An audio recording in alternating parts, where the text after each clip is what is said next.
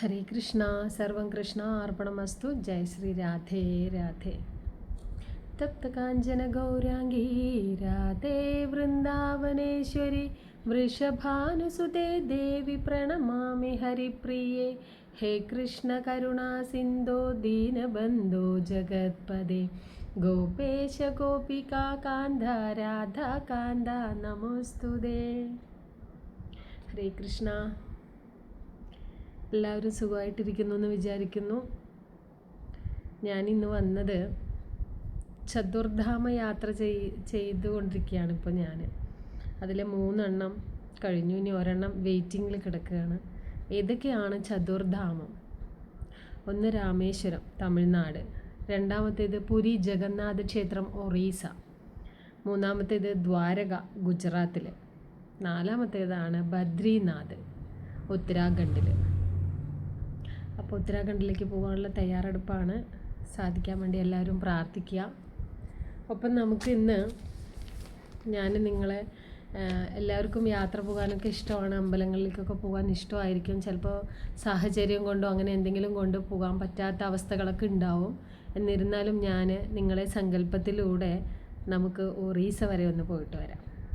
ഒറീസയിൽ ജഗന്നാഥ ക്ഷേത്രത്തിലേക്ക്, ശ്രീ ജഗന്നാഥ ക്ഷേത്രം, ലോകപരിപാലകൻ്റെ ആ ക്ഷേത്രത്തിലേക്ക് നമുക്ക് പോയാലോ?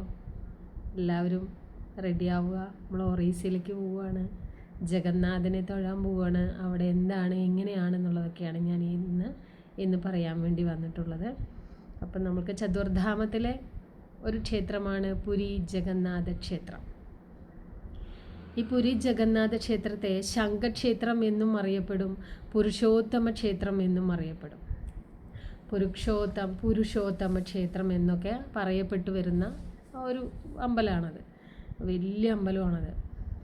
രാജാക്കന്മാരാണ് ഈ അമ്പലം, രാജാക്കന്മാരുടെ കാലഘട്ടത്തിലാണ് ഈ അമ്പലം ഉണ്ടാക്കി എന്ന് പറയപ്പെടുന്നത്. അത് കുറേ വർഷങ്ങൾക്ക് ശേഷം, അല്ലെങ്കിൽ കുറേ കാലപ്പഴക്കത്തിന് ശേഷം അത് മണ്ണിൻ്റെ അടിയിൽ പെട്ട് മറഞ്ഞുപോയി. കാലം റൊട്ടേറ്റ് ചെയ്യുന്ന സമയത്ത് പ്രളയമോ അല്ലെങ്കിൽ വേറെ എന്തെങ്കിലും കൊണ്ട് അതെല്ലാം മണ്ണിൻ്റെ അടിയിലായിരുന്നു ഒരു കാലഘട്ടത്തിൽ. പിന്നെ അതിനെ കുറേ കാലത്തിന് ശേഷം വീണ്ടും ഒരു രാജാവ് അതിനെ ഉയർത്തി മുന്നോട്ട് എടുത്തു തിരിച്ചറിയുകയും ആ അമ്പലത്തെ പുനരുദ്ധാരണം ചെയ്യുകയാണ്. ഈ അമ്പലത്തിൻ്റെ ഒരു പ്രത്യേകത എന്ന് പറഞ്ഞാൽ നമ്മുടെ ജഗന്നാഥൻ്റെ കണ്ണിങ്ങനെ റൗണ്ടിലുള്ളതാണ്, ഉരുണ്ട കണ്ണാണ്. ഒരു പ്രത്യേകതയാണ്. മറ്റുള്ള അമ്പലങ്ങളിലൊന്നും നമുക്ക് കാണാൻ സാധിക്കില്ല ഈ ഒരു പ്രത്യേകത എന്ന് പറയുന്നത്. അപ്പോൾ സങ്കല്പത്തിൽ അപ്പുറത്താണ്, അതായത് നമ്മൾക്ക് ഏതൊരു അമ്പലത്തിൽ പോയി കഴിഞ്ഞാലും അവിടുത്തെ ദേവീദേവന്മാരുടെ കണ്ണ് അല്ലെങ്കിൽ അവരുടെ ശരീരഘടന എന്നൊക്കെ പറഞ്ഞാൽ ഒരു ഭയങ്കര സ്ട്രക്ചറായിരിക്കും, നമ്മുടെ മനസ്സിനെ ഭയങ്കര ആകർഷിക്കുന്നതായിരിക്കും. ഇതും ആകർഷിക്കില്ല എന്നുള്ളതല്ല, ആകർഷിക്കും, ഒപ്പം നമ്മളെ ചിന്തിപ്പിക്കുകയും ചെയ്യും. ഇതെന്താ ഇങ്ങനെ എന്നൊരു ചോദ്യവും കൂടെ നമ്മളിലേക്ക് വരും.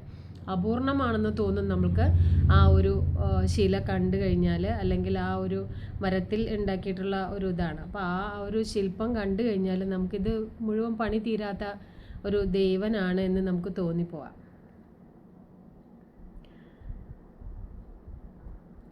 അപ്പോൾ ജഗന്നാഥ ക്ഷേത്രത്തിൽ ആ ദൈവത്തിന് 2 ഭാവമാണത്രേ ഉള്ളത്. ഒന്ന് വൃന്ദാവനത്തിലെ പ്രേമഭാവവും ദ്വാരകയിലെ ചക്രവർത്തി ഭാവവുമാണ് ഈ ശിലയിൽ ഭഗവാന് കാണുന്നത് എന്നാണ് പറയപ്പെടുന്നത്. ഇവ രണ്ടും ചേർന്നിട്ടുള്ള ആ ഒറ്റ ശില്പമാണ് പുരി ജഗന്നാഥ ക്ഷേത്രത്തിൽ. അതായത് വൃന്ദാവനത്തിലെ പ്രേമഭാവത്തിലിരിക്കുന്ന കൃഷ്ണൻ്റെയും ദ്വാരകയിലെ ചക്രവർത്തിയായിരിക്കുന്ന ഭഗവാന്റെ രൂപവും കൂടി ചേർന്നതാണ് ഒഡീഷയിലെ പുരി ജഗന്നാഥ ക്ഷേത്രത്തിലെ ജഗന്നാഥനുള്ളത് എന്നാണ് പറയപ്പെടുന്നത്. ഭൂമിയിൽ എവിടെയും തന്നെ, നമ്മുടെ ലോകത്തിൽ എവിടെയും തന്നെ അല്ലെങ്കിൽ ഭൂമിയിൽ എവിടെയും തന്നെ ഇതുപോലൊരു ശിലയോ ശില്പമോ രീതികളോ അമ്പലത്തിൻ്റെ ആചാരാനുഷ്ഠാനങ്ങളോ എങ്ങും ഇല്ല എന്നാണ് പറയുന്നത്. അതിൽ 3 ആളുകളാണ് ഈ അമ്പലത്തിൽ ഉള്ളത്. ഒന്ന് ബലഭദ്രൻ, സുഭദ്ര, കൃഷ്ണൻ.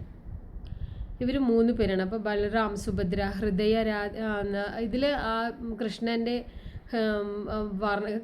വർണ്ണിക്കുന്നത് എങ്ങനെയാണ് ചോദിച്ചു കഴിഞ്ഞാൽ,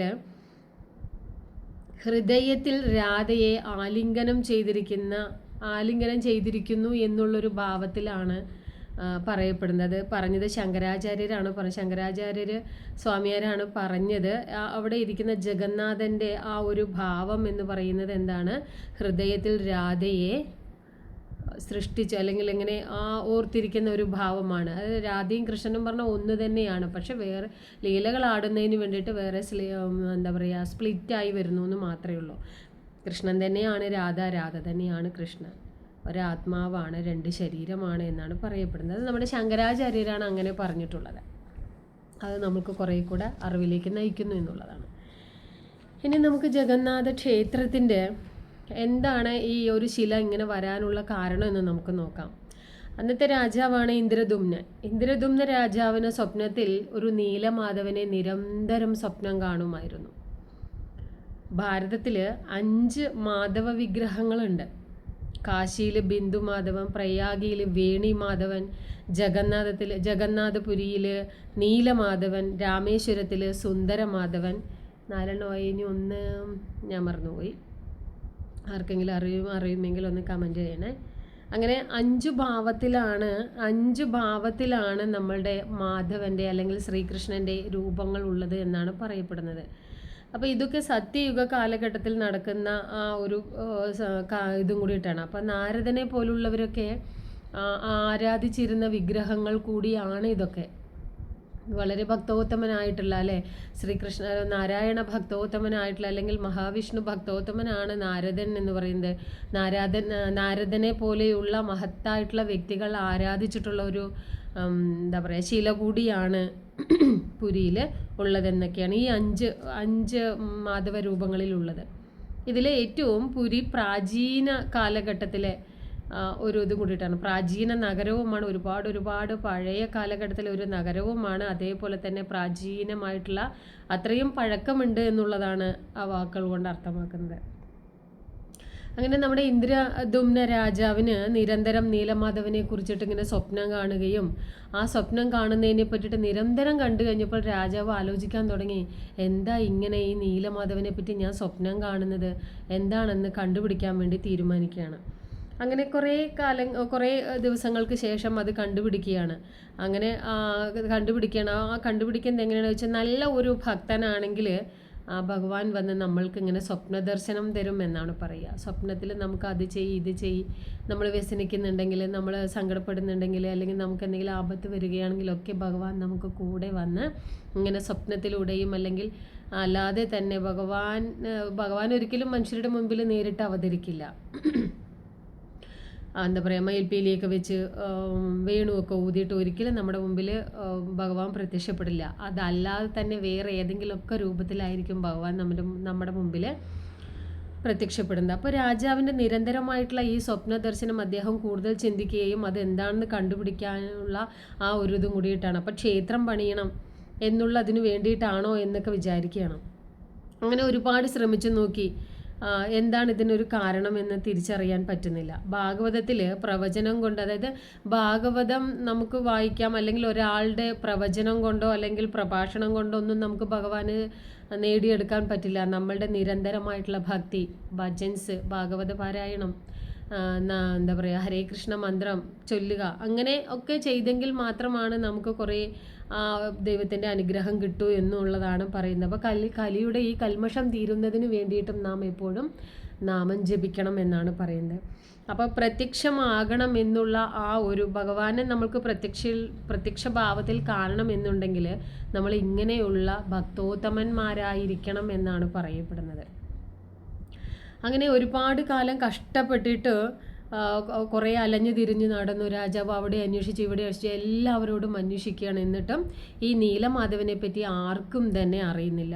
അങ്ങനെ കാലങ്ങൾ കഴിയെ അദ്ദേഹം നടന്ന് തളർന്ന് ഇനി എന്ത് ചെയ്യും എന്നുള്ള ആ ചിന്തയിലിരിക്കുമ്പോഴാണ് അദ്ദേഹത്തിൻ്റെ മന്ത്രിയായിട്ടുള്ള വിദ്യാപതി, ഒരു ബ്രാഹ്മണനാണ്, നല്ല ബുദ്ധിമാനാണ്, നല്ല കഴിവും പ്രശസ്തിയൊക്കെ ഉള്ള ആ ഒരാൾ കൂടിയിട്ടാണ് നമ്മുടെ മന്ത്രിയായിട്ടുള്ള വിദ്യാപതി എന്ന് പറഞ്ഞാൽ വിദ്യയുടെ പതിയാണെന്നുള്ളത്. അപ്പോൾ അതിൽ നിന്ന് തന്നെ ആ പേരിൽ തന്നെ ഉണ്ട് അതിൻ്റെ അർത്ഥം എന്താണെന്നുള്ളത്. അങ്ങനെ ബ്രാഹ്മണൻ്റെ അടുത്ത്, അതായത് ബ്രാഹ്മണനായിട്ടുള്ള തൻ്റെ മന്ത്രിയുടെ അടുത്ത്, വിദ്യാപതിയുടെ അടുത്ത് രാജാവ് പറയുകയാണ്, ഞാൻ കുറേ കാലമായിട്ട് ഈ നീലമാധവനെ സ്വപ്നം കാണുന്നു, ഞാൻ അത് അന്വേഷിച്ചു പോകുന്നു, കാണാൻ പറ്റുന്നില്ല. കാണാൻ പറ്റാതെ ഇനി ഞാൻ എന്ത് ചെയ്യും എന്ന് പറഞ്ഞ് ഞാൻ എൻ്റെ യാത്ര നിർത്തി വെച്ചിരിക്കുകയാണെന്ന് പറയുമ്പോൾ അങ്ങനെ വരാൻ വഴിയില്ലല്ലോ. അപ്പോൾ വിദ്യാപതി ആ ദൗത്യം ഏറ്റെടുത്തിട്ട് ഇത് ഞാൻ കണ്ടുപിടിച്ചിട്ടേ വരുള്ളൂ എന്നും പറഞ്ഞിട്ട് നമ്മുടെ വിദ്യാപതി യാത്ര തുടരുകയാണ്. അങ്ങനെ കുറേ കാലം യാത്രകൾ ചെയ്തു, എല്ലാവരുടെയും അന്വേഷിച്ചു, ഒന്നും കണ്ടില്ല, ആർക്കും അതേ പറ്റിയിട്ട് ഒന്നും അറിയില്ല. അപ്പോൾ എന്താ പറയുക, ഇത് ഭഗവാനെക്കുറിച്ചുള്ള ചിന്ത പോരാത്തത് കൊണ്ടാണോ എന്നുള്ള ചിന്താഗതിയിലൂടെ ഇങ്ങനെ വളരെ സങ്കടപ്പെട്ടിട്ട് എവിടെയും നോക്കിയിട്ടും പറഞ്ഞിട്ടും അറിയാതെ വന്നപ്പോൾ ഈ നീലമാധവനെ കുറിച്ചുള്ള അന്വേഷണം യാത്ര അവിടെ അവസാനിപ്പിക്കാം എന്ന് പറഞ്ഞവർ തിരിച്ച് വരുന്ന സമയത്താണ് യാദൃശ്ചികമായിട്ട് ശബര എന്ന് പറയുന്ന ഒരു കാട്ടുവർഗക്കാരുടെ ഇടയിൽ നമ്മുടെ വിദ്യാപതി ചെന്ന് പെടുന്നത്. അപ്പോൾ അവരുടെ ഇടയിൽ ഇങ്ങനെ ഇരുന്ന് കുറച്ചു കാലം അവിടെ താമസിക്കാം എന്ന് വിചാരിച്ചിട്ട്, കാട്ടുവാസികളാണല്ലോ, അപ്പോൾ എല്ലാത്തിൻ്റെയും ഉറവിടം ആദ്യം എന്ന് പറയുന്നത് അങ്ങനെയാണല്ലോ. അപ്പോൾ ഈ ശബര എന്ന് പറയുന്ന കാട്ടുവർഗക്കാരുടെ കൂടെ അദ്ദേഹം കുറേ നാൾ താമസിക്കുകയാണ്. അങ്ങനെ കുറേ നാൾ താമസിച്ചപ്പോൾ ആ കാട്ടുവാസികളുടെ ഗ്രാമത്തലവനായിട്ടുള്ള ഒരാളുണ്ടായിരുന്നു. അയാൾക്ക് സുന്ദരിയായ ഒരു മകളുണ്ടായിരുന്നു. അങ്ങനെ ആ സുന്ദരിയായ മകളെ കല്യാണം കഴിച്ച് തരുമോ എന്ന് അദ്ദേഹത്തിൻ്റെ അടുത്ത് ചോദിക്കുകയും കല്യാണം കഴിച്ച് തരാം എന്ന് പറഞ്ഞ് അദ്ദേഹം ഗ്രാമത്തലവൻ തൻ്റെ മകളെ വിദ്യാപതിക്ക് കല്യാണം കഴിച്ചുകൊണ്ട്, ഒരു മന്ത്രിയാണെന്നോ രാജാവിൻ്റെ ആളാണെന്നോ ഒന്നും പറയുന്നില്ല, ഒരു യാത്രക്കാരൻ, ഒരു ബ്രാഹ്മണൻ എന്ന് മാത്രമേ പറയുന്നുള്ളൂ. അങ്ങനെ കല്യാണം കഴിച്ചു കൊടുത്തു. വിദ്യാപതി ഭാര്യയുടെ ഗൃഹത്തിൽ അങ്ങനെ സുഖമായിട്ട് കഴിയുകയാണ്. പക്ഷെ മനസ്സിനകത്ത് എന്താ പറയുക, നമ്മുടെ നീലമാധവൻ എവിടെയാണ് എന്നുള്ള ചിന്തയും അങ്ങനെ പോവുകയാണ്.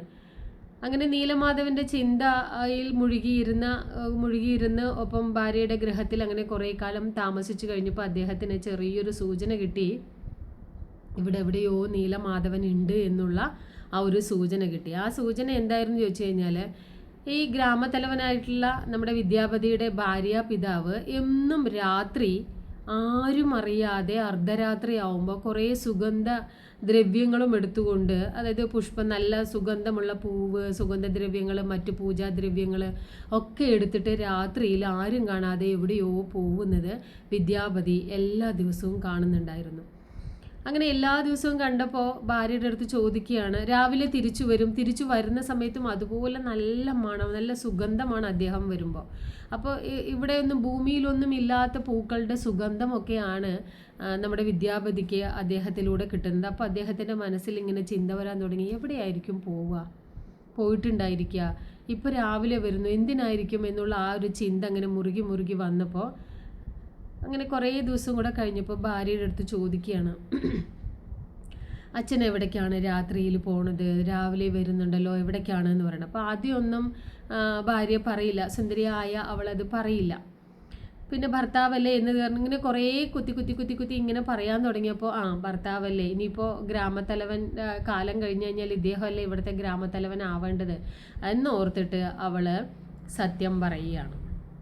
ഇതാരോടും പറയാൻ പറ്റാത്ത ഒരു രഹസ്യമായിരുന്നു അത്.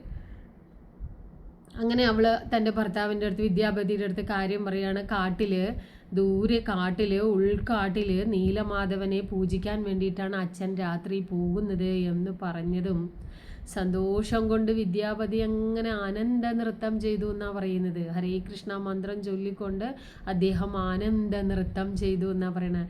ഏതൊന്നിനെയാണോ തേടിയത്, അന്വേഷിച്ചത്, അത് കാലിൽ തടഞ്ഞു എന്നുള്ള ആ സന്തോഷം കൊണ്ട് അദ്ദേഹം തുള്ളിച്ചാടി. ഇനി ഈ നീലമാധവനെ കണ്ടുപിടിക്കണം, എടുത്തിട്ട് പോകണമല്ലോ, ഈ നീലമാധവനെ എടുക്കാനാണല്ലോ വന്നത്. അപ്പം നീലമാധവനെ കണ്ടുപിടിക്കാൻ വേണ്ടിയിട്ട് എന്താ പറയുക, വർഷങ്ങളായി അദ്ദേഹം ഇങ്ങനെ തിരിഞ്ഞ് നടക്കുകയാണ്. അപ്പോൾ ഓരോ ആൾക്കാരുടെ അടുത്തും ചോദിക്കുമ്പോഴും അറിയില്ല എന്ന് പറയുകയാണല്ലോ. അങ്ങനെ നിരന്തരം ഭാര്യയുടെ അടുത്ത് ചോദിച്ചപ്പോൾ മാത്രമാണ് ആ സത്യം തിരിച്ചറിയുന്നതും പറഞ്ഞു തരുന്നു. അങ്ങനെ ആ ഭാര്യയുടെ അടുത്ത് തന്നെ അദ്ദേഹം പറയുകയാണ്, ഒരു തവണ എന്നെയും കൂടെ നീലമാധവനെ കാണിച്ചു തരാൻ പറയൂ അച്ഛനോട് എന്ന് പറയും. അങ്ങനെയൊന്നും ചെയ്യാൻ പാടില്ല, അത് കുലമഹിമ പോകും എന്നൊക്കെ പറഞ്ഞിട്ട് ഭാര്യ പറയുന്നുണ്ടെങ്കിലും അവസാനം ഭർത്താവിൻ്റെ നിരന്തരമുള്ള ആ ചോദ്യങ്ങൾക്ക് മുൻപിൽ അച്ഛൻ്റെ അടുത്ത് മകൾ പോയി പറയണം, അച്ഛാ അദ്ദേഹത്തെ നീലമാധവനെ ഒരേ ഒരു തവണ നീലമാധവനെ ഒന്ന് കാണിച്ചു കൊടുക്കുകയോ പിന്നെ കാണിച്ചു കൊടുക്കണ്ട എന്ന് പറഞ്ഞിട്ട് അവൾ കെഞ്ചി ചോദിക്കുകയാണ്. അപ്പോൾ അവസാനം ആ മകളുടെ മുമ്പിൽ മുട്ടുകുത്തിയിട്ട് അച്ഛൻ ഒരു തവണ കാണിക്കാം, പക്ഷേ കുറച്ച് കണ്ടീഷൻസ് ഉണ്ട്. കണ്ടീഷൻസ് എന്താണ് ചോദിച്ചു കഴിഞ്ഞാൽ, രാത്രിയാണ് പോകുക, അതുപോലെ മറ്റാരും അറിയാൻ പാടില്ല, കണ്ണ് കെട്ടിയിട്ടേ ഞാൻ കൊണ്ടുപോകുള്ളൂ എന്നൊക്കെ പറഞ്ഞിട്ടുള്ള കണ്ടീഷൻസിൽ ഉറപ്പിക്കുകയാണ്. അങ്ങനെ വിദ്യാപതിയുടെ കണ്ണൊക്കെ അന്നത്തെ രാത്രി പോകുന്ന സമയത്ത് ഗ്രാമത്തലവൻ വിദ്യാപതിയെയും കൂട്ടി പോവുകയാണ്, കണ്ണൊക്കെ മൂടിക്കെട്ടി. പക്ഷേ നമ്മുടെ വിദ്യാപതി കുറച്ച് സാമർത്ഥ്യക്കാരനും ബുദ്ധിമാനും ആണല്ലോ. അപ്പം അദ്ദേഹം എന്ത് ചെയ്യുമെന്നറിയോ, പോകുന്ന സമയത്ത് വഴി തിരിച്ചറിയാൻ വേണ്ടി എന്തെങ്കിലും ഇടണമല്ലോ, ഇട്ട് കഴിഞ്ഞാൽ അത് മുളച്ച് വരുമ്പോൾ ആ വഴി കൂടെ പോയി നോക്കാലോ എന്ന് പറഞ്ഞിട്ട് അദ്ദേഹം കടുക് നിറയെ ആരും അറിയാതെ കടുക് നിറയെ പിടിച്ചിട്ട് പോയി. അപ്പോൾ വീട്ടിൽ നിന്ന് ഇറങ്ങുന്ന ആ സമയം മുതൽ അദ്ദേഹം കുറച്ച് കടുക് 2 സൈഡിൽ ഇട്ടിട്ട് ഇങ്ങനെ പോകും, ആരും അറിയാതെ. അതായത് മുന്നിൽ നടക്കുന്ന ആ അച്ഛൻ അറിയാതെ തന്നെ ഇദ്ദേഹം ആ വഴിത്താര ഉണ്ടാക്കി, ആരും അറിഞ്ഞില്ല. ആ കടുക് ഇങ്ങനെ ചൊരിഞ്ഞാണ് പോയത് എന്ന് പറയുന്നുണ്ട്. അങ്ങനെ വിദ്യാപതിയുടെ കണ്ണൊക്കെ കെട്ടി തലവൻ രാത്രി കൊണ്ടുപോവുകയാണ്. ബുദ്ധിമാനായിട്ടുള്ള അവൻ വഴി അറിയാൻ വേണ്ടിയിട്ട് കയ്യിൽ കുറച്ച് കടുകുമണികൾ വെക്കുകയും അതിനിങ്ങനെ വിതറിയിടുകയും വഴി അറിയാൻ വേണ്ടിയിട്ട് വഴിയിൽ ഇങ്ങനെ ഇട്ടിട്ട് പോവുകയും ചെയ്തു. അങ്ങനെ ഉൾക്കാടിലെത്തി അദ്ദേഹം വിദ്യാപതിയുടെ കണ്ണിലെ കെട്ടഴിച്ചു വിട്ടു. ഈ കെട്ടഴിച്ചു വിട്ടിട്ട് ഇങ്ങനെ കണ്ണ് തുറന്ന് നോക്കുമ്പോൾ അഖിലാണ്ട കോടി ബ്രഹ്മാണ്ട നാഥൻ ദാ അവിടെ നിൽക്കുകയാണ്, നീലമാധവൻ. താമരപ്പൂവ് എന്തൊരു ഭംഗിയാണ്, താമരപ്പൂവിൻ്റെ ഇതളുകൾ പോലെയുള്ള കണ്ണും ആ നീല കളറും ഇതെല്ലാം കൂടെ കണ്ടപ്പോൾ വിദ്യാപതിക്ക് അങ്ങനെ രോമാഞ്ചം ഉണ്ടായി. സന്തോഷം കൊണ്ട്, ഭക്തി കൊണ്ട് അദ്ദേഹത്തിൻ്റെ കണ്ണിൽ നിന്നിങ്ങനെ ധാരധാരയായി വെള്ളം ഒഴുകി. അപ്പം അദ്ദേഹം കൃഷ്ണ കൃഷ്ണ കൃഷ്ണ എന്ന് ഉറക്കെ വിളിച്ചുകൊണ്ട് സന്തോഷത്തോടു കൂടിയിട്ട് അദ്ദേഹം പ്രാർത്ഥിക്കുകയാണ്.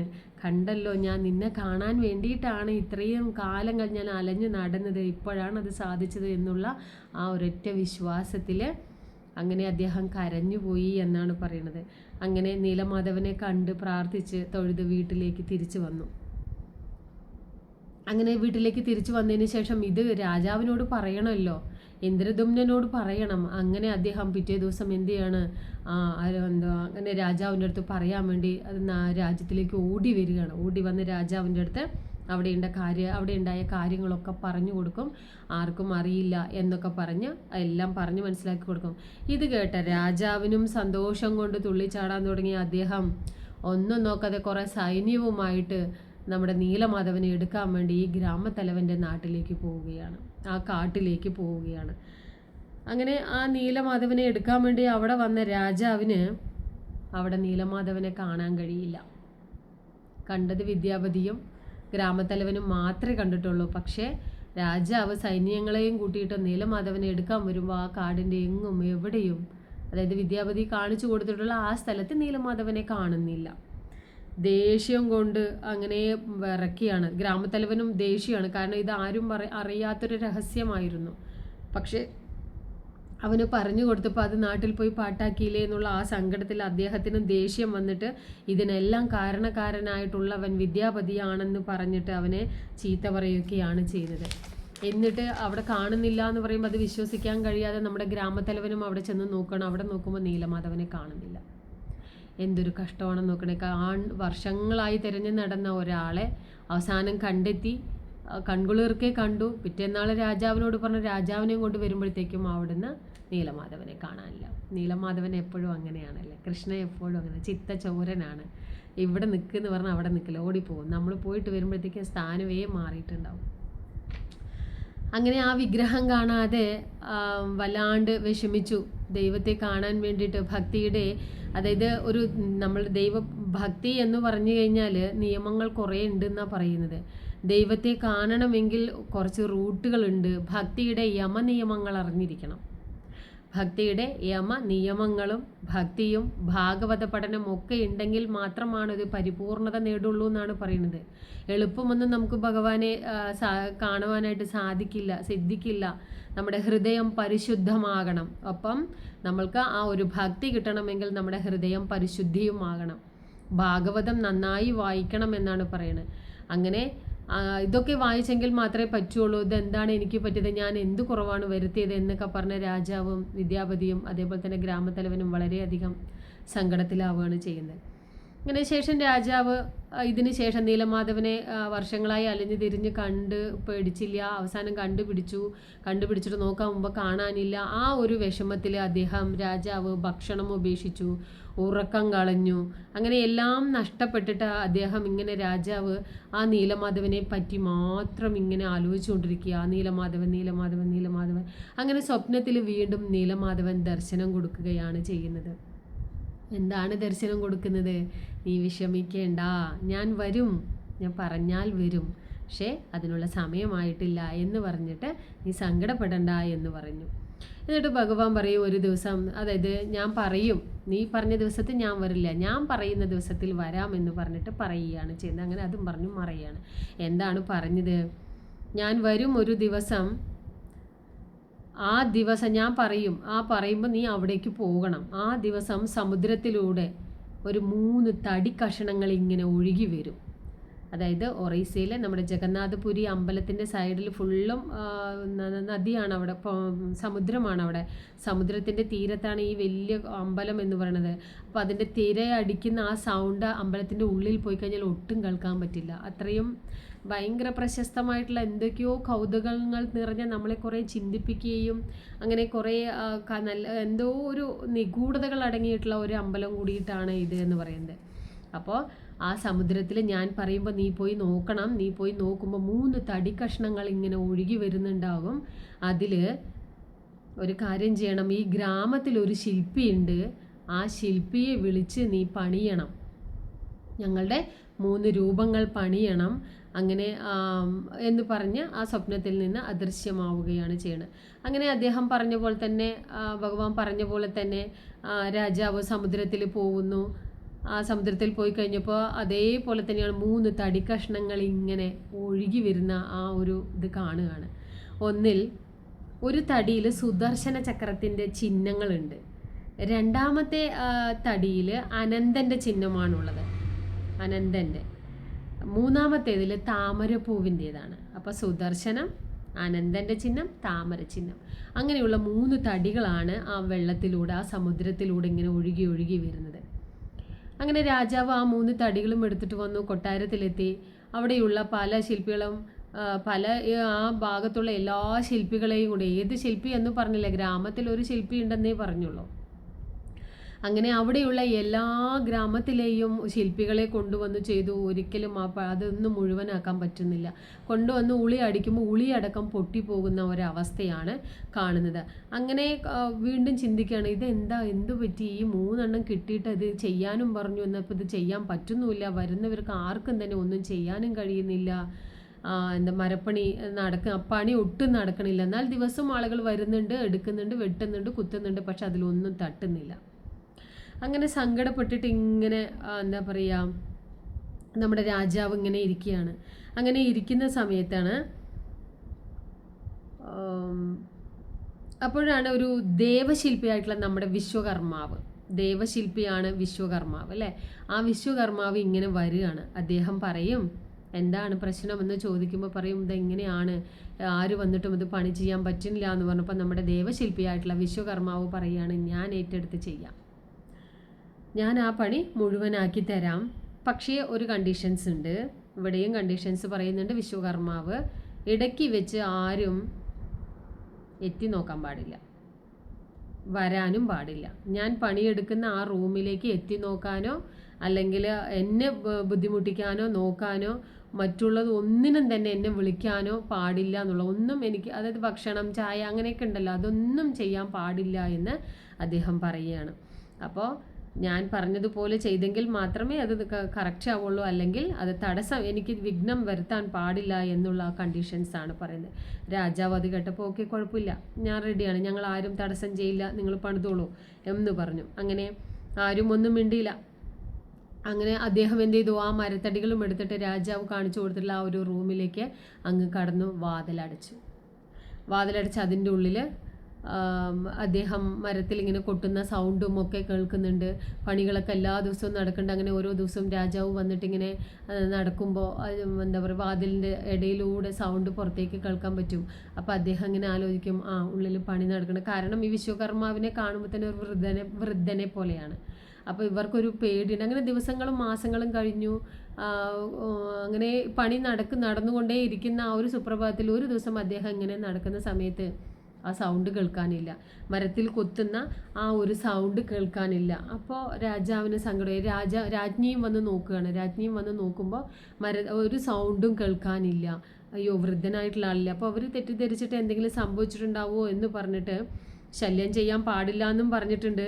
പണിയും തുടങ്ങി, വാതിലും അടിച്ചു. രാജാവ് എന്നും ചെവി കേൾക്കുമ്പോൾ സൗണ്ട് കേൾക്കാമായിരുന്നു. എന്നാലോ ഒരു ദിവസം പണിയുടെ സൗണ്ട് കേട്ടില്ല. രാജപത്നിക്കും ഭയങ്കര വിഷമമായി, എന്തായിരിക്കും എന്നുള്ള ആ ഒരു ക്യൂരിയോസിറ്റി. അങ്ങനെ ക്ഷമയില്ലാതെ ആവുകയാണ് രാജാവിനും രാജപത്നിക്കും. അങ്ങനെ ശബ്ദമൊന്നും കേൾക്കാത്തതുകൊണ്ട് രാജാവ് വാതിലിനിങ്ങനെ ശക്തമായിട്ടൊന്ന് തള്ളിയിട്ട് ഉള്ളിലേക്ക് കയറിയതും വിശ്വകർമാവ് അപ്പം തന്നെ അപ്രത്യക്ഷമായി. അതായത് ഇങ്ങനെയൊന്നും ചെയ്യാൻ പാടില്ല എന്നുള്ളൊരു കണ്ടീഷൻസിൽ മാത്രമാണ് അദ്ദേഹം ആ പണി ഏറ്റെടുത്തത്. പക്ഷേ ഇവിടെ ഈ സൗണ്ട് കേൾക്കാത്തത് കാരണം ഇവർ രണ്ടാളും ക്ഷമയില്ലാണ്ടാവുകയും പെട്ടെന്ന് ആ വാതിൽ തള്ളി തുറന്ന് ഉള്ളിലേക്ക് കടക്കലും വിശ്വകർമാവ് പെട്ടെന്ന് അപ്രത്യക്ഷമാവുകയും ചെയ്തു. അങ്ങനെ വിഗ്രഹം അപൂർണമായി.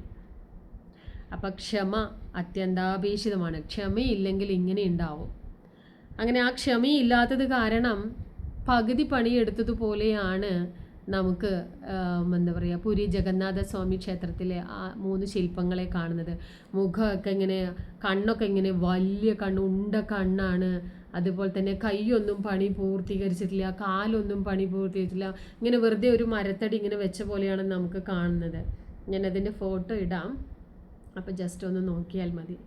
അല്ലെങ്കിൽ നിങ്ങൾക്ക് യൂട്യൂബിലൊക്കെ അടിച്ചു നോക്കിക്കഴിഞ്ഞാൽ ജഗന്നാഥപുരി ഒറീസ എന്ന് അടിച്ചു കഴിഞ്ഞാൽ ഇഷ്ടംപോലെ വരും. അപ്പോൾ നിങ്ങൾക്ക് റിയലായിട്ട് കാണാനും പറ്റും.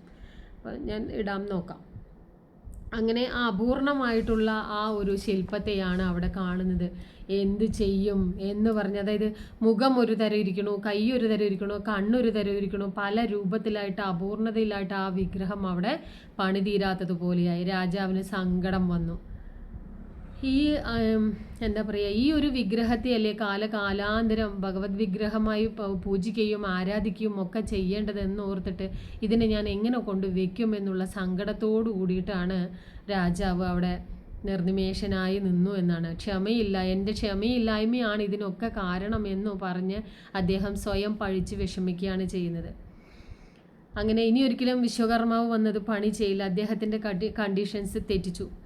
അങ്ങനെ വിഷമത്തിലായ നമ്മുടെ രാജാവ് അന്ന് രാത്രി ഉറങ്ങുമ്പോൾ ഭഗവാൻ വീണ്ടും സ്വപ്നത്തിലൂടെ ദർശനം കൊടുക്കുകയാണ്. സാരമില്ല, നീ വിഷമിക്കണ്ട, ഞാൻ ഈ രൂപത്തിൽ വരാനാണ് ഞാൻ ആഗ്രഹിക്കുന്നത്. അതായത് കലിയുടെ കാലഘട്ടത്തിൽ കൽമഷം തീർക്കുന്നതിന് വേണ്ടിയിട്ട് ആ ഒരു രൂപം ഇങ്ങനെ ആയിരിക്കണം, പരിപൂർണതയില്ലാത്ത ഈ രൂപമാണ് എനിക്ക് ആവശ്യം, അതിനു വേണ്ടി തന്നെയാണ് നിനക്ക് ക്ഷമയില്ലാതാക്കിയതും എന്ന് പറഞ്ഞ് അദ്ദേഹത്തെ, രാജാവിനെ സാന്ത്വനിപ്പിക്കുകയാണ് ചെയ്യുന്നത്. അപ്പോൾ ഈ രൂപത്തിൽ വരാൻ ആഗ്രഹിച്ചു ഭഗവാൻ അല്ലേ. ആ ആഗ്രഹം പൂർത്തീകരിക്കാൻ വേണ്ടിയിട്ടാണ് രാജാവിന് അക്ഷമ കൊടുത്തത്. അപ്പോൾ ഇങ്ങനെ വരാനുള്ള കാരണം എന്താണ് എന്ന് ഭഗവാന്റെ അടുത്ത് തന്നെ ചോദിക്കുകയാണ്. അപ്പോൾ ആ ഭഗവാന്റെ അടുത്ത് ചോദിക്കുമ്പോൾ പറയണത് ഇതാണ്, അല്ലെങ്കിൽ കലിയുടെ കാലഘട്ടത്തിലെ ജനങ്ങൾക്ക് കൽമഷം തീർക്കാൻ വേണ്ടിയിട്ടുള്ള രൂപം ഇതാണ് എല്ലാവരും കാണേണ്ടതെന്ന് പറഞ്ഞ് അദ്ദേഹത്തെ സാന്ത്വനിപ്പിക്കുകയാണ്. അപ്പോൾ അവിടെ 3 വിഗ്രഹങ്ങളാണ് രാജാവ് കാണുന്നത്. കൃഷ്ണനും ബലരാമനും സുഭദ്ര പെങ്ങളാണല്ലോ. അപ്പോൾ ബലഭദ്രൻ ജ്യേഷ്ഠനാണ്, ബലരാമൻ, പിന്നെ കൃഷ്ണൻ ഇതിൻ്റെ ഇടയിലാണ് സുഭദ്ര. അപ്പോൾ സുഭദ്രയ്ക്ക് വേറൊരു കഥ, അതിൽ സുഭദ്രയ്ക്ക് ഈ തിരമാലകളുടെ സൗണ്ട് ഭയങ്കര പേടിയാണ്. അപ്പോൾ 2 ഏട്ടന്മാരും ഇങ്ങനെ നടുവിൽ ഇങ്ങനെ വെച്ചിട്ട് അവളെ പേടിപ്പിക്കാതെ വളരെ സ്നേഹത്തോടു കൂടി കൊണ്ടുപോകുന്ന ഒരു രൂപത്തെയും കൂടിയിട്ടാണ് അതിൽ സങ്കല്പിക്കുന്നത്. ഇത് ഭക്തിയാണ്, ആനന്ദ ഭക്തിയാണ്. അതായത് ഭഗവാൻ പറഞ്ഞു കൊടുക്കുകയാണ്, ഇതൊരിക്കലും അപൂർണതയല്ല, പൂർണ്ണതയാണ്. ഞാൻ ആഗ്രഹിച്ചതും ഇത് തന്നെയാണ്. അത് ഭക്തിയുടെ ഒരു ആനന്ദ ലഹരിയിലാണ് ഈ ഒരു രൂപം നിൽക്കുന്നത് എന്ന് പറഞ്ഞാൽ, അതാണ് നമ്മൾ ഭയങ്കര സന്തോഷം വരുമ്പോൾ നമ്മൾ കണ്ണൊക്കെ ഇങ്ങനെയാക്കില്ലേ, അതുപോലെയാണ് ഭഗവാന്റെ കണ്ണതിലിരിക്കുന്നത്. അപ്പോൾ ആനന്ദ ഭക്തിയോട് കൂടിയിട്ടാണ് വലിയ ഭീമാകാരമായിട്ടുള്ളൊരു വലിയ ക്ഷേത്രമൊക്കെ പണിതിട്ട് അദ്ദേഹം ആ 3 വിഗ്രഹത്തെ കൊണ്ടുപോയിട്ട് അവിടെ സ്ഥാപിക്കുകയാണ് ചെയ്യുന്നത്. വലിയ അമ്പലമാണ്. അപ്പോൾ ആ അമ്പലത്തിൽ ഈ ഭഗവാന്റെ 3 ആളുകളുടെയും ആ ഒരു രൂപത്തെ അവിടെ പ്രതിഷ്ഠിച്ചിട്ട് പിന്നീട് പൂജാകർമ്മങ്ങളൊക്കെ നടക്കുകയാണ് ചെയ്യുന്നത്. ഇതാണ് നമ്മുടെ ജഗന്നാഥപുരി ക്ഷേത്രത്തിൽ ശില്പം ഉണ്ടാവാനുള്ള കഥ. ഇനി അമ്പലത്തിൽ എന്തൊക്കെ കാണണം കേൾക്കണം എന്നുള്ളത് നമുക്ക് അടുത്ത വീഡിയോയിൽ നോക്കാം. ഓക്കെ, കഥ മനസ്സിലായിട്ടുണ്ടാവുമെന്ന് വിചാരിക്കുന്നു. എന്നാലും ഒരിക്കൽ കൂടി തെറ്റുകൾ ഏറെയുണ്ട്, ക്ഷമിക്കുക. ഇനി എന്തെങ്കിലും പറയാൻ വിട്ടുപോയിട്ടുണ്ടെങ്കിൽ കമൻറ്റ് ബോക്സിൽ ഇടുക. അപ്പോൾ നമ്മുടെ യദുകുലം ചാനൽ കാണുന്നതിന് വേണ്ടിയിട്ട് എല്ലാവരും ലൈക്ക് ചെയ്യണം, സബ്സ്ക്രൈബ് ചെയ്യണം, ഷെയർ ചെയ്യണം, കമൻറ്റ് ചെയ്യണം. ഹരേ കൃഷ്ണ.